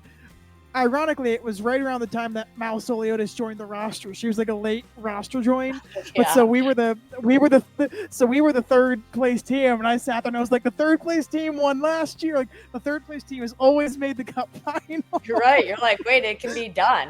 I think I remember thinking the same thing. I'm like, we could totally do this, guys. Like anything's possible. We can rise up at the right moment. And it was like that whole ooh rah rah, like the motivational speech moment from the movie, and then like it just wasn't the reality. It just didn't happen. But that was because that was the year we had Coach Tommy, and then Mal joined. I remember Mal coming like right at the end of her Yale season, and then I feel like she was at forward or something at one point. Oh yeah, she was like a third liner. It was insane. Yeah, it was because I think we were trying everything and anything at that point. But yeah, definitely, it was a season. They say you win or you learn. I think that's the expression, and that's like very Belichick of things. Yeah. And so we let's just say we learned often and we learned a lot that season. Mostly just that's not the kind of year that you want to have. And once again, we had a solid group, and so it was good times with the people that we had. And I did like the switch to the black. I loved like the black and that new lioness logo. Personally, I like that more than the claw and the words. Like I like when it's just like the picture and less words, fewer words. But so those were pluses, and getting 14 back was a plus. But there were a few in that year. So we were definitely ready coming in that season 4 with a little bit more of a more fire to us to kind of reclaim our role as being tops in the league, and like we had a lot more to prove coming in that season 4. Yes, season 4 would see the return of Olympians to both the NWHL and the CWHL, as well as the addition of the Minnesota Whitecaps. The All-Star game in season 3 was in Minnesota, alluding to a return, or Minnesota becoming a team as the historic franchise, the Minnesota Whitecaps, would join the NWHL. On top of this, the Pride would switch over to a gold jersey. I love jersey history, so just I'm always going to know when we switch to cool jerseys. But the Pride would return to a gold jersey. Despite the return of Olympians, Dempsey would remain with number 14 and the captaincy. A bright spot of the 2018 season was on the U.S. national team. There was an assistant coach that would claim a gold medal. A man by the name of Paul Maurer would step in and take over as bench boss for the Boston Pride heading into their 4th season. Maurer and Dempsey would be synonymous with the success that the late season, or rather the second half of the Boston Pride's history, would become known with. Although it was a 3rd place finish and a weird loss in Buffalo, to say the least, it was returned to success for the Boston Pride with not only a winning record, but an extremely competitive team throughout. Joe, the Olympians returned. It was a weird split. The All-Star game was in Nashville that year. That was my first time getting to go to a game because my now wife got very confused when you took the ice and I screamed, "That's my captain." She was like, "What?" But it's funny. A lot of the building blocks of what the successful Pride teams would be on that team. Paulie takes over as the coach. Katie Burt was the goaltender for the first time that year. This defensive core, I know Frady had joined earlier, but this defensive core with Frady and Mal just kind of formed. It seemed like we were on the upswing coming into this 4th season. Yeah, things were looking up, especially coming off of the struggles that we had the year before. I remember with Paul, I wasn't sure what to think. I didn't know Paul well, and I remember having a phone call with him, and I think I said, "Well, do you think I'll still get to keep 14?" And he's like, "Yeah, you can have 14." It was just one of the things that came up, and I was like, "Okay, good." And then I was very much just like trying to pick his brain too, and I feel like to me, practice really matters, and like practice attendance and showing up and like being there and putting in the work. And I think that's so important for like a culture of a team as well. And that was in earlier seasons, there was some things where like practice, not that it became optional, but it sort of became optional. But it's like sometimes people who weren't there were still playing. And so I just feel like that really can divide or like tarnish a team culture. And so I just remember picking his brain and saying, like, people who practice, show up to practice and work hard, like, is it going to be about opportunity, or is it more about like, who you think is best kind of thing, and just trying to see. And his answers, he was doing pretty well with them. So I was like, okay, I might like this guy. And then it worked out, with Paul. We had our moments, but I think ultimately throughout, like, we both just always had such a love for the Boston Pride, and like we just wanted to be champions every year, like, and do what it takes to get there. And we definitely had that year 4 because Friday joined partway through year 3. And obviously she's a force to be reckoned with back there, and like just like the physicality and her presence and her shot. I remember one time she took a shot. Maybe you remember this goal. She took a shot from the point, and the girl's coming out. She had the skinny leg, kind of not quite the when she not quite when she's bending back the leg, but the girl's coming out as skinny as can be because she probably wanted to block the shot, but not quite because Friday shoots so hard. But Friday's shot hit off the girl's stick and like broke the stick, but then it like redirected into the net or something. And yes, I do remember this goal. It up, and it was like only Friday would like shoot that hard and get like that kind of a bounce, but she broke the girl's stick and like still scored. But obviously having her back there and that dominant presence, and I think that was the season that like we got McKenna Brand and Lauren Kelly and like Denisa Shisheva and like that batch in Northeastern stars, and things were really looking more positively for our team, and like all those changes. And that loss to Buffalo, though, I do remember that one. Was it like 5-1 or 5-2 in the end, I think? And I had the puck, like for some reason, maybe a D rushed up, and I had the puck back there, and I went to make a pass, and it literally just like bounced up and over my stick. And the girl came and like just took it because somebody was rushing in on me.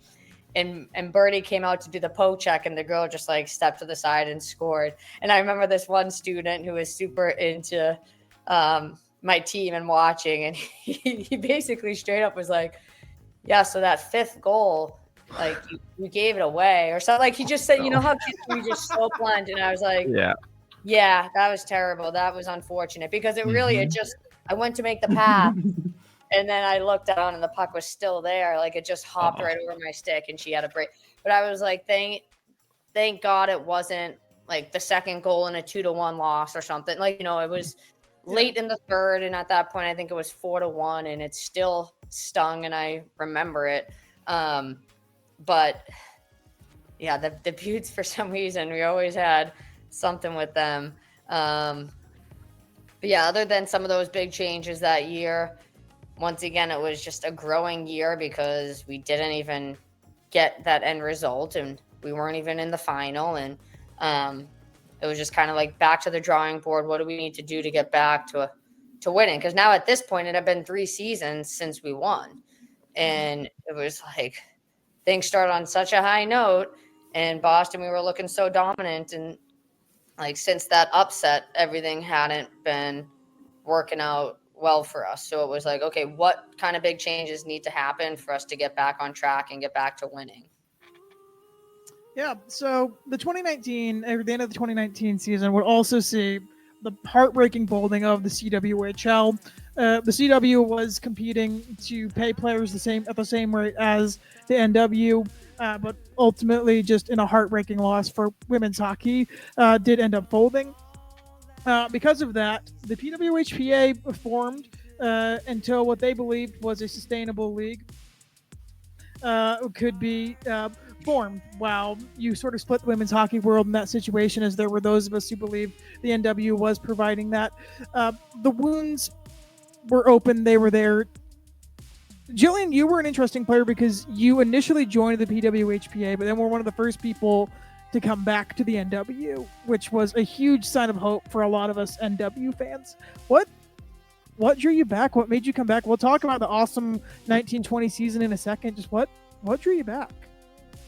Yeah, I remember when like it came out of nowhere about the CWHL closing. Like that was hard news, and like I remember like my initial thought was I was like devastated for those girls, especially because like so many of them, like including veterans who are really building those organizations, and they were there from like early tough days to where it had gotten to. And like when you're part of building something and you're there for the lows and then getting to experience some of those highs, but like just always being in the trenches with it, and then for it to just cease to exist, like that is like a hard thing to swallow. And so many of those women who had built up the CWHL and gave players a place to play when there was no place else. And, you know, it served that purpose to let players continue their careers and to compete at a high level and to like serve as like, of course it wasn't perfect, but to like, serve as a pro league at that like elite competition level, like just to see that fold out of nowhere, like that was hard to take. And then like my second thought from that was, well, great. Like we'll finally now have everybody playing together, playing in the same league, because before that news even was out there were rumors circulating that the NWHL was considering adding a Montreal and a Toronto team. So it was like, okay, this is devastating that league just folded, but now maybe those teams will be added and we can have everybody playing in this one league. Because that was where that was the season, or you know, that hashtag one league was kind of floating around often. Believe me, that was my thought because the PW announcement didn't happen for a couple days after. So my initial thought was, yeah, this is going to be great. Everyone will be playing in the NW, and the NW tried to assure everyone that they were going to put a team in Toronto and Montreal. Yeah, like that's how I remember that initial kind of shock of the CW folding, but then almost like this immediate like promise of, oh well, everybody will be in the same league now, and we won't have the two leagues kind of at odds with one another. Like it'll just be great to have all the resources, all the fans, everything put into this one league. And then that pretty quickly like took a surprising turn, and initially like there were a lot of phone calls being made about like choosing to kind of I guess stand with the, you know, it didn't have a name at the time, but like stand with the players to wait for a better league to come. And you know, of course I'm always somebody who asks a bunch of questions in general, like even drills or like mini games, I'm the one asking like a million questions. So I was asking questions that there weren't really answers for. And you know, there were rumors circulating that the NHL was going to start a women's league in the fall of 2020. But then it was like everywhere you looked, Gary Bettman's statements were essentially like, oh, we're not quite ready to have and so it was at odds with what was being said. And it was like, I don't know, there just didn't seem like there was a lot of reassurance, but there was definitely like pressures from everywhere to like stand with the players or be part of this and sit out and like not be in the NWHL. And that was like a really challenging time for me because like I played obviously in both leagues, and I had found like success with the Boston Pride and like liked the direction things were heading. You know, of course, once again, the NWHL was far from a perfect league. Like it was still considered startup organization, and you know, we had limited funds. This was like before some of the board members were involved who were able to like contribute more money. Like money was probably the biggest thing, as it has been for so many years for women's hockey, was like getting that funding, which can then improve everything else, improve the accessibility, improve the facilities, improve the other staff positions, improve the salaries, get the TV deals. Like, money was the big missing factor. And there was just a lot of pressure to not play in the league and to go with what ended up forming, like being the PW. And that kind of just seemed like that was really the only option, because then it was like, okay, well, are we even going to have enough players to be a league for the NWHL? And there were just so many uncertainties, so many questions, and like people saying, oh, don't worry, there'll be ice time. But like a question I often have was, like, I know that national team players will get taken care of with ice time, and that like national teams will provide for their players. But those of us who weren't with the national team, like, why would they want to pay to support us? And so it's like, will we have ice? Will there be anywhere to play? Like, we're not ready to be done, but it's just like, will there be games? There was just so much that was left unknown that couldn't be answered at that time. And with the NWHL, of course, it didn't have the answers either, but I knew we were growing each year, and I knew that we had like established teams and established cities and like fan bases that existed that, we were hoping to build on, communities already set up. And it was like, I just remember so much pressure on all the sides, and it got emotional, it got hard. There were some different like perspectives and opinions with people who I had been really close with, and it was not easy by any means, but every time it came down to it, like my gut feeling just was telling me to stick with the Pride and to keep playing in the NWHL. And like, I did all the scenarios, I kept like trying to reason things out, but like when it always came down to it, my gut was saying to play for the Pride. And so then like I went with my gut feeling, and obviously I think it paid off. I think it was, some of those were some really wonderful years and memories for me, even in like the midst of a very, I guess we'll say, like fractured or whatever, like women's hockey landscape. We were able to practice on a regular basis and play games regularly and like have a season and play for something. And there was like so much value in that. And I really thought we were still growing and building, and that like it didn't make sense to throw away what we had already done, and that like we should build and make better what we had and kind of go from there. But there were many different perspectives on like the way forward for women's hockey at that time. And I tried to ultimately be like, okay, if people choose something else, like I respect them for having that view, but like this is what my view is going to be, and hopefully they can respect that. And it was a very strange time for women's hockey, and obviously it kind of went on for multiple years and what have you with everything. But I was really happy with my decision ultimately to keep playing for the Pride, and those were some of my best memories. Yeah, I hate to have to. We only have you for about 20 more minutes, so I hate to rush through the next of this. But we'll jump into what truly was the year of Jillian Dempsey. The 1920 season was an awesome season, to say the least. So it was a schedule expansion for the NWH as well. I think it was like a 2-game expansion or whatever it is, but it was a couple more games. On top of that, Jillian, you were named to an All-Star captain in Boston. That was the year of Team Dempsey. Also really cool All-Star jerseys. Just want that noted. But those are awesome with the clover and everything. I loved those.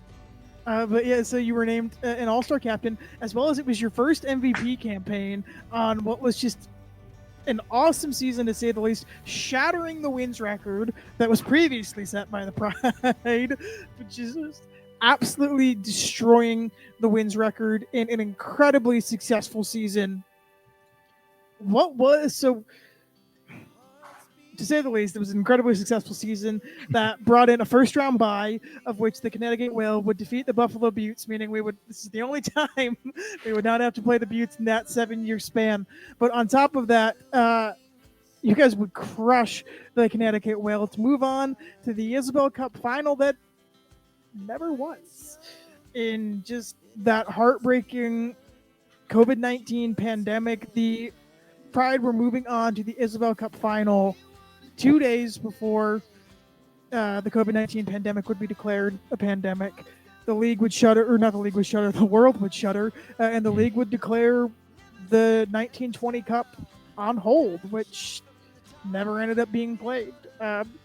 Seriously, it was an incredible season, and I hate to make you talk quickly on it, but can we get a short and sweet answer on just what was an awesome season that just should have been an Isobel Cup that wasn't?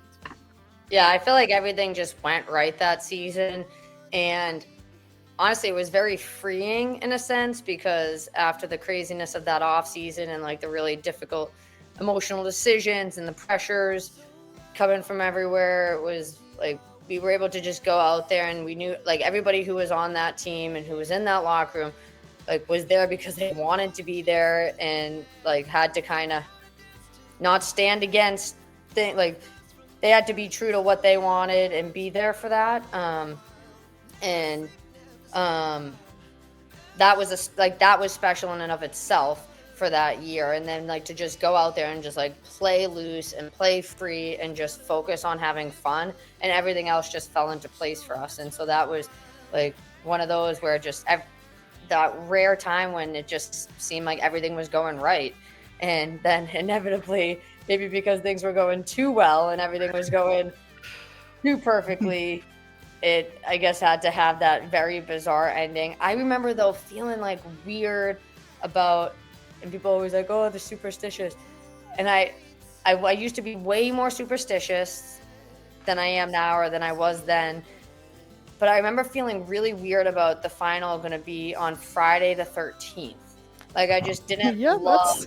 Yep. I don't know. I just didn't love that, and I was like, "Don't think about that. That's like irrelevant. You did lose to the Whitecaps already, so you got the monkey off the back. It wasn't going to be a perfect season." And so I'm like, "That's okay," because we know how the Patriots did that time when they had the perfect season and then lost the one game that mattered. You know, like of course my mind's swirling with those kinds of things, like being a Boston sports fan. So I'm like, the monkey's off the back. We don't have to worry about maintaining this perfect season. Like we just go and we play the way we're going to play, and things should be fine, you know. But there was that weird thing about it being Friday the 13th. And then I think I found out like late that Wednesday night that it was going to be postponed. And of course, at that point, we had no idea the severity of like what was about to hit the world. And I even remember saying to my students on that Friday, like, all right, like we're taking a 2-week break. I guess I'll see you guys in a few weeks. You know, take your books, maintain this and that. And then I never saw that group of students again. Like it just, we all would have never known like what would have transpired after that. But at the time, of course, it was incredibly. You were a 5th grade teacher. They went to middle school right after that. Oh God. Yeah, like that thought did not connect to me. Yeah, those parade things were happening where like I remember like to close out the year they like came by the school in their cars and we could wave at them, and that was like the moving on ceremony for them. And not everybody even showed up. Like not every kid came through that. So it was strange, and we had no idea what it would turn into. But obviously it was extremely disappointing to not have the opportunity to like close out that season and to, you know, hopefully get that championship that we had been building up for so many years and like be at the top again. And yeah, that was just a disappointing end, but it was a very memorable, very happy, enjoyable season. And it came off of like a difficult, trying off season. So I remember those parts of it favorably. Yeah, and again, we just jumped into the 2021 season. It was announced that it would be in a bubble at Lake Placid, a place familiar for you, but at the same time was going to be weird in an extremely shortened season. However, head coach Paul Maher went on to make the bold statement, "We're the best team in women's hockey. I'd take anyone we're gonna win the Isobel Cup. You can go to the tapes of Pride Diehards and hear him make that extremely bold statement. And then those results didn't initially show to start. It was a quick losing streak, as well as having to start off against the Whitecaps. It was an interesting bubble season, to say the least, that shown feeling like we were going to get duped again as the COVID-19 pandemic postponed the Isobel Cup final after another playoff series with Buffalo. But after another playoff series with Buffalo, you clinched your spot in the Isobel Cup playoffs, the four bracket of the Isobel Cup playoffs, only for it to be postponed again. I know it was an extremely weird season to summarize quickly, but can you talk about it the best you can? I mean, we won a cup, so I don't complain. Yeah, that's classic Paul, though. Like, he was always so confident and so bold with those kinds of things, or that was never really my take. Like, I'd be like, if I was confident in the group and believed in the group, I was not one to ever make those kinds of outright statements. So I'm like, oh, Paul, you're putting more of the target, but you know what? He believed in our group, and like that's how he always expressed it. And yeah, definitely was not. I remember the build up to it, just trying so hard to not get COVID, because then you wouldn't get to go into the bubble. Like, that was a legitimate fear at the time. And well, I mean, obviously to not get it for the other reasons, but like, it was like, if you got it, then you couldn't go into the bubble. And of course, for school, the kids came back to school like January 2nd or whatever for the first time that year. And so there were these few weeks that I was now going to be exposed to kids who were exposed to whoever at home. And so basically my little circle of like never seeing anybody or interacting with anybody just got significantly bigger. So I was trying to be extremely cautious and not get close to anybody. And, you know, we were testing like every other day at practice or whatever. You know, everything, the protocol was so strict and tight. And it was just like, okay, got to make it to the bubble. And so then getting to go and like being in there and getting tested right when you get there and being like, okay, now I'm like clear, I'm good to go, I'm here, we can just focus on that. But yeah, I maintained teaching in the bubble, you know, where I had the computer going and just kind of carried on with that. But it was good because I'm a routine oriented person. I didn't want to miss being in the classroom or miss that time. So like all day I was teaching, which was like my normal life, and then playing hockey. But yeah, the bubble obviously came in with those high expectations, building off of what we ended last season with, to go and to be like completely struggling and totally underperforming. And then in one of the games against the Six, I got tripped and I landed on my elbow the weird way that made my shoulder come out again. And this time it like didn't go back in like it had for the whatever 12-ish years since I first injured it at like a U18 thing. And so I'm rolling around and it wasn't going back in. And so now I'm like panicking because it always would just like go back in. But then the trainer, he like touched my arm and it relaxed and it went back in. But then after that, of course, they're like, oh, you know, like I'm getting examined by the doctors and everything. And like, basically now I had this shoulder injury that was kind of at the point of no return.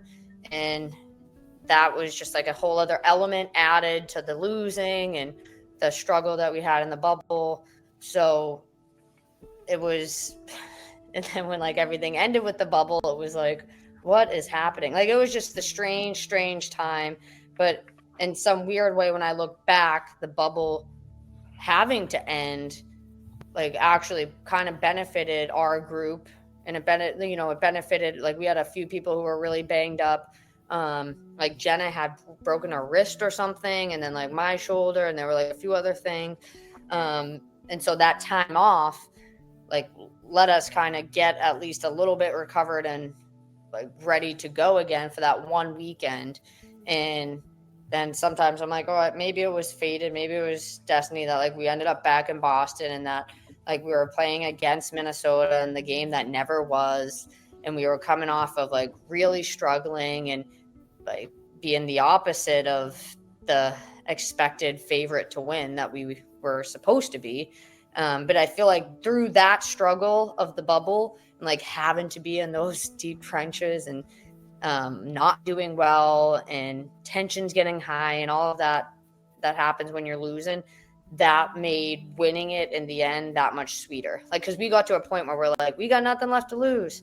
Let's just go out there and have fun. And like, I think you could see that in our game when it shifted in that Buffalo series, where we like really did just start having fun again. And as silly as that sounds, like that's what our group needed at the time. And that shift and then taking the time off to reset and come back together kind of allowed us to play at our best. And it was a really sweet moment finally getting the Isobel Cup again and like being able to share that with each other. And because there were no fans and it was like more of an intimate celebration, it was special in that way too, where it was like, hey, it was just this group and just us who are like going through all this, and like we got to share in that celebration together. You also broke 100 points that season. I can't believe I forgot to note that was the 100-point season as well. Yeah, what a crazy time. Yeah, it really was. That goes into we can talk about the other cups, we can talk about the fleet, we can talk about a lot of things, but the thing that I really want to highlight for the season after the 2022 season is that was the year that we did the Keep Calm and Trust Jillian Dempsey campaign that just came off of a silly little tweet that people kept being like, you should put this on a t-shirt. And now, mind you, this is also the year that you were invited to play in the ECHL All-Star game. It just was an awesome year for you as well. But when we did this campaign, we reached out to Colleen first. We were like, hey, would Jillian be cool if we used her name? Like, we will donate half of the proceeds to her. Like, we promise we're not just trying to use her name and run with it. And Colleen came back with, that's fine. Jill wants her proceeds donated to Heroes Hockey, which just stood out to me for you as a player. Obviously, Kaylee Fratkin had just lost her dad that season, but on top of that, Heroes Hockey meant a lot to him. And so we immediately decided we were going to do 100% of the proceeds to it. I think we ended up raising around $800, whatever it was. I don't remember the exact total, but that just stood out a ton to me for you as a player, as a person, as a captain. I'd love to talk Tampa Bay and how awesome of a series and season that was. I'd love to talk all that, but we don't have much time with you left. So I really want to talk about you as a person and that, and what made you do that in the campaign, and just what it says about you as a captain and a player. Yeah, I mean, that was obviously, you spent all these years playing hockey and being teammates with people, and like the bigger picture is always life and like the difficult times that people have to go through, and like that with Fratty, everything she was experiencing and like how tough she was handling that, and like that just shatters your world. And she would still like show up and be there and like put together for us, and it's like her world was like falling apart. Like, it's your dad, you know. And that so many of us, especially the ones who are like really close to Fratty, we like that just was devastating to witness and to see. And so any opportunity to be able to like recognize something in his memory or like support her, like it was worth taking and doing. And I remember she scored a goal like the first game after his passing. She scored a goal, an empty netter from like the entire length of the ice. And like the time on the clock when the puck crossed the goal line was like his number or something. There was like some eerie thing where I remember we were all so moved by it, because we're like, this is way bigger than just hockey, you know?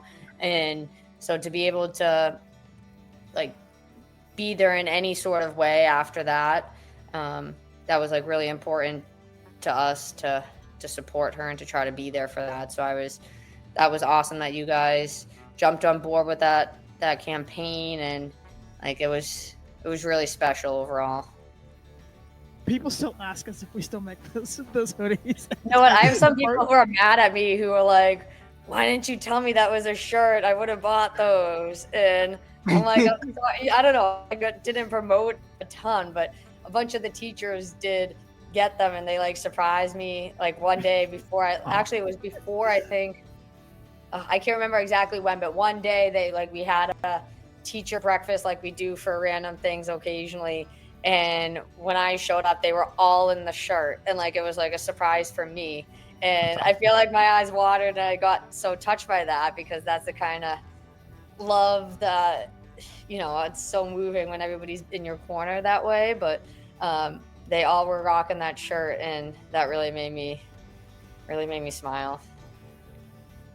Jillian, we're running out of time. We'll have to have you back on to sort of talk about Tampa, the last Pride season, and Montreal, and switching to the fleet. We'll figure that out at a later date. But as you reflect on what truly has been an awesome career that encompassed 4 championships, a whole lot of love, and again, what we know is going to be our most viewed episode, just to the fact that your name is attached to it. You're truly leaving behind a legacy. Patrice Bergeron wore your jersey for Bruins Pride Night. You got to be a fan banner captain. This is the stuff that we didn't get to touch because I wrote too long of copy and we ran out of time. I mean, because I talk too much. I want this. You went year by year. That's why. Yeah. But and I kept meaning to speed. Here's the thing: I was writing the copy, and I was like, "I'm gonna speed it up." But there was always a big thing that happened at the end of all the first years, and then you get to the Isobel Cup, so you're just like, "Great, amazing." Yeah. Yeah, everything. It was every year was like you just never knew what was going to happen next, and how many more years you were going to get, and that's why I was so grateful to just keep playing. It was like, let's go for another year. Let's go for another year, and before you know it, it's been 12 or whatever it is. So, Jillian, is there anything that you'd like to say as you reflect on an incredible hockey career? No, just on that Bergeron thing, I had the pleasure of getting to know him a little bit this year because he worked out where we train, and he was in that gym, and like they always say, oh, don't meet your heroes, because sometimes it's disappointing, but with Patrice Bergeron, like he is like the epitome of like class and excellence and everything, and the way that he would interact with all the girls and tune into the games, and he knew everybody by name, and like that was incredible because I had idolized him for all these seasons, just watching him on the Bruins and seeing how he handles things, and like wanting to emulate how he carries himself and leads a team and everything, and to get to meet him and interact with him and see that he really is all of those wonderful things. Like that was like a dream come true moment for me. So I was like fangirling a little bit, but I had to rein it in, and getting to be on the ice with him too. He like dangled me one time, and I was like, it's okay, it's Patrice Bergeron. Yeah. But like that was special. No, I definitely would love to come on and finish talking more too. I mean, thanks for letting me go on for 2 hours about my hockey journey. The biggest thing that comes to my mind is just grateful, and I loved this whole time and all the ups, all the downs, but I've been really fortunate to have a wonderful career and so many great memories to look back on and make me smile, and I just really thankful for that. Thank you again, Jillian. As we will officially pivot the campaigns that were bring Jillian Dempsey back to Boston, we're now going to pivot to getting 14 in the rafters for you. Like it. It's Thanks, it's a shame that I still feel the wounds of losing the Pride, which again we can talk about in a whole nother episode, but just it's a thing that I hope as we get further down the road and the bridges mend and everything changes, that they'll put that number up for you, because it would have been the first number retired. I guess Dena's number technically was the first number retired in PHF history, but I truly think yours was going to be the next one and the first one that would have been raised up at what probably wouldn't have been Warrior in a couple more years if we had given this the time. So, Jill, thank you for coming on. Thank you for an awesome career. Bruins Diehards, thank you for being our proud sponsor and father. And Brews and Bruins, step it up, because we now have more guests this year on our show than you did. Come on, guys. We're trying here. Thank you all so much for listening. Thank you all so much for watching. Hopefully we hit this with a part 2. But for now, Thank y'all so much, and we will see you next time. Bye.